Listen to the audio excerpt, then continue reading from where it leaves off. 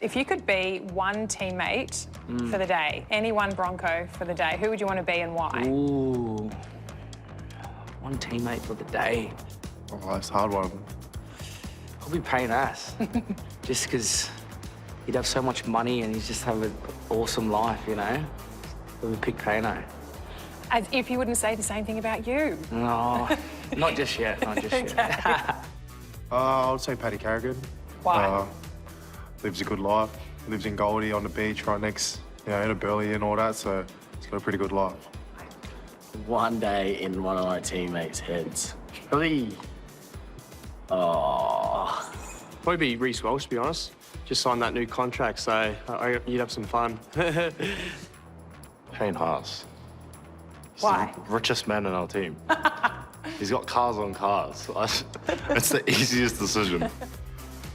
I'm thinking like Ezra Mam or Walshy, because honestly, I do not know what goes through their brains half the time. They're always smiling, having fun, laughing, but they're off with the Pixies, so I'd probably love to see what they're up to in a day in, day out.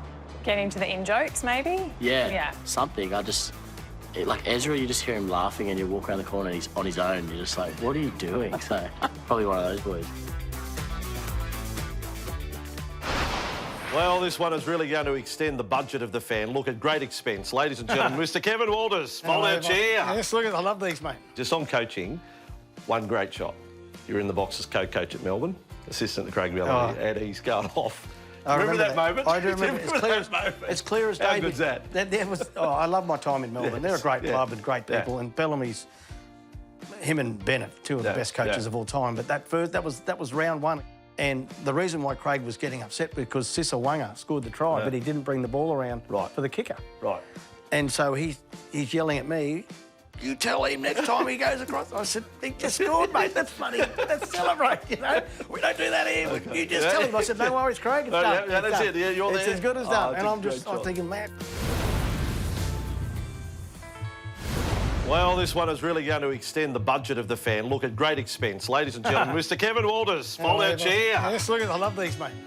Back in the role of media, but here before us is one of the greats of the game. Kevy, I hope you appreciate that sentiment. We mean that sincerely. Yeah, I do. I'm grateful for your kind words, but I really don't put myself in that category.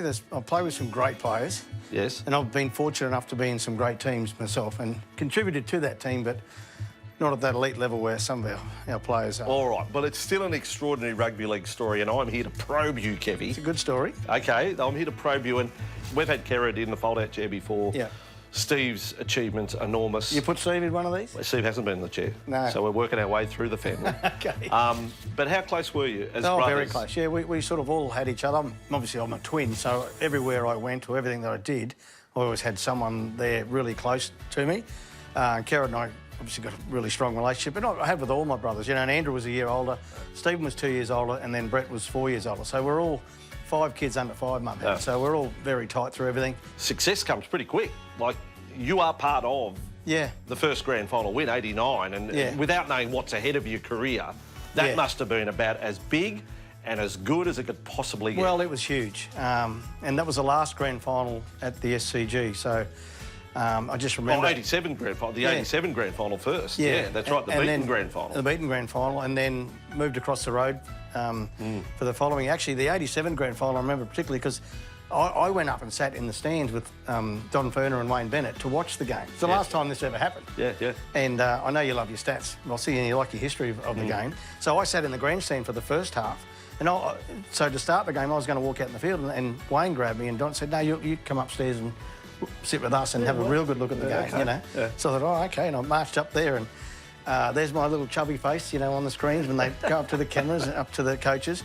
And then the second half I got on, Mal had a broken arm, and but I was just pinching myself. Like, I just couldn't believe it was all true. And then we get to 89, back there again, and I was managed to get on the field again. I was a replacement again, and it's just an amazing feeling.